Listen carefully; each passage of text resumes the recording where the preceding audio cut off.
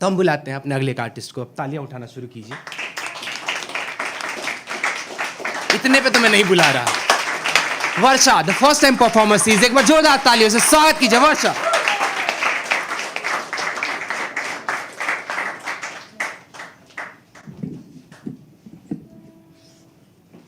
हाय, 17 साल की एज है तो ज़्यादा दुनिया मैंने देखी नहीं है, और अभी जो भी सुनाऊंगी वो सब मेरी कल्पना की दुनिया के ढेर में से एक कविता निकाल के लाई हूँ। वो कविता मेरी पहली कविता है, लॉन्ग वाली, और ये मेरी दीदी की फेवरेट है।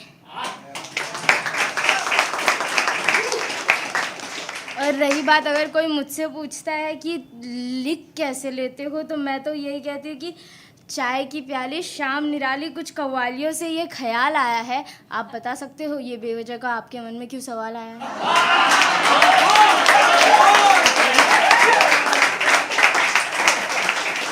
और ज़िंदगी के बारे में 2 लाइन लिखा है मैंने। जीत हार के सिलसिलों में ज़िंदगी एक खेल बन गई, जीत हार के सिलसिलों में ज़िंदगी एक खेल बन गई, 4 दिन की ज़िंदगी देखो 4 दीवारों की जेल बन गई। ये कविता है, इसका नाम है वो कर्ज जो माँ को खा गया। इसमें एक कर्ज है जो सच में सबको दबाता गया, और आखिर में उस बच्चे ने खो दिया। उसकी एज नहीं थी और उसे कमाना पड़ा एक टाइम पे, और होता है ऐसा किसी के साथ। फिलहाल मेरे साथ नहीं है, इस बात की खुशी है। बाबा के जाने के बाद उनके लिए हुए बहुत से कर्ज रह गए, हमारे पैसे जल्दी दो ऐसा कुछ लोग कह गए। कहने को बहुत कुछ था पर कहने का हक नहीं था, सच कहूँ तो माफ़ी के अलावा कहने को कुछ नहीं था। मेरे साथ साथ मेरे 2 भाई बहनों की पढ़ाई बाकी थी, पढ़ाई नहीं होती तो घर खर्चे के लिए मेरी कमाई काफ़ी थी।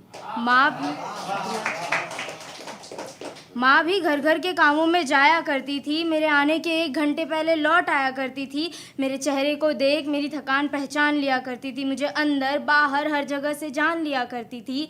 बहुत कुछ कहना चाहती थी पर कहाँ कुछ कहती थी, सारे सवालों को परे रख बस एक ही सवाल करती थी, आज कितना काम किया, कितना आराम किया। और मैं झूठ कह रहा हूँ, और मैं झूठ कह रहा हूँ उसकी आंखों में देखकर, उसकी हाथों को थाम कर कि काम कहाँ, कोई काम काम सा था, दिन भर तो बस आराम सा था।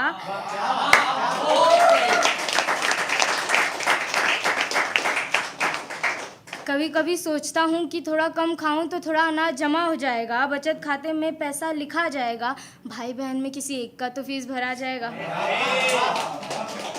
और तब तक माँ पूछती है, सुन खाना निकालूं?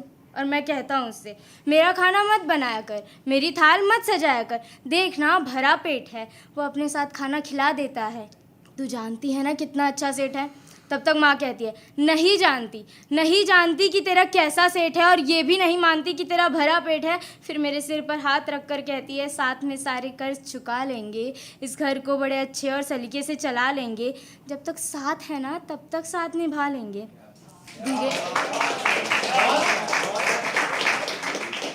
धीरे धीरे घर की सारी कमी मिटने लगी, पर माँ थोड़ी सी बीमार दिखने लगी। मैंने माँ से कहा कि जब तक ठीक नहीं हो जाती तो काम पर मत जाया कर, मैं कमा तो रहा हूँ तो इस हाल में मत कमाया कर। सवेरे माँ से कह के गया कि आते वक्त तेरे लिए दवाई लेते आऊँगा, तुझे डॉक्टर के पास लेते जाऊँगा, तू तेरा ध्यान रखना, मैं घर जल्दी आऊँगा। और मैं भागते हुए घर जा रहा था, मेरी सांसें रुक रही थी और मैं घबरा रहा था। पहली बार सोचा था कि ये रास्ता छोटा क्यों नहीं, मैं तुरंत घर पहुंचा क्यों नहीं। मैं भागते हुए रोना चाह रहा था। हाँ, न जाने क्यों मैं इतना घबरा रहा था, न जाने क्यों ये रास्ता मुझे मुश्किल सा लग रहा था, ये हवा का झोंका मेरी सांसों के लिए कातिल सा लग रहा था। भागते भागते मेरी गली में पहुंचते ही देखा कि गली में एक खामोशी का शोर था, सब कहीं जा रहे थे और उनका रास्ता मेरे घर की ओर था। मेरे घर में एक बहुत बड़ी भीड़ थी, उस भीड़ में मुझे नज़र आई कि कितनी बुरी मेरी तकदीर थी।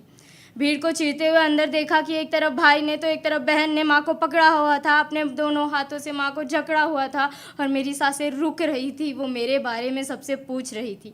मैं दौड़कर माँ के पास गया और उसे अपने कंधों में थामा, दोनों भाई बहनों को संभाला। तब तक माँ कहती है, इनकी पढ़ाई को पूरी करना, खुद की सारी ख्वाहिशें पूरी करना। और मैं कह रहा हूँ कि माँ मैंने कभी रोने नहीं दूंगा, देख तेरे लिए दवाई लाया हूँ, दवाई पी ले, मैं तुझे कुछ होने नहीं दूंगा। तब तक माँ ने उनके हाथों को पकड़ा, मेरे माथे को चूमा और मेरे कंधे में दम तोड़ दी। हाँ, माँ मुझे अकेला छोड़ दी। ये सब बाबा के वक्त का लम्हा था, ये सब बाबा के वक्त का लम्हा था। बस उस वक्त माँ साथ थी, आज मैं अकेला था, तन्हा था, अकेला था, तन्हा था।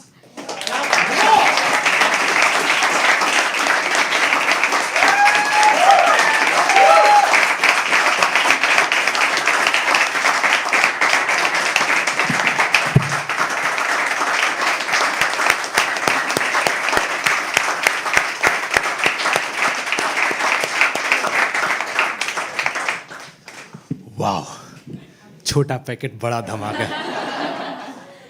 नाइस, बहुत प्यारा लिखा है यार। ये ऐसे ऐसे चिराग उछल के आसमान में सितारे हो जाएंगे एक दिन। बहुत जोरदार था।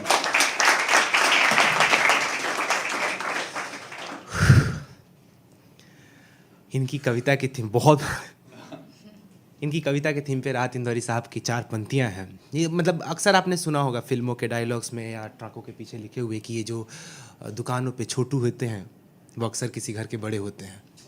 शायद इन्हीं हालातों पे वो पहुँचे होंगे उनकी दुकान पर होता है ना कि ये हुआ इसका सैड वर्जन देखना। अब देखो उस बच्चे की खुददारी की अपने माँ के लिए क्या कुछ कर रहा है और भाई बहनों के लिए करेगा। तो राहत इंदौरी का शेर है कि तूफानों से आँख मिलाओ, सैलाबों पर वार करो। मल्लाह होते हैं वो जो नाव चलाते हैं नहीं। तूफानों से आंख मिलाओ, सैलाबों पर वार करो, मल्लाहों का चक्कर छोड़ो, तैर के दरिया पार कर।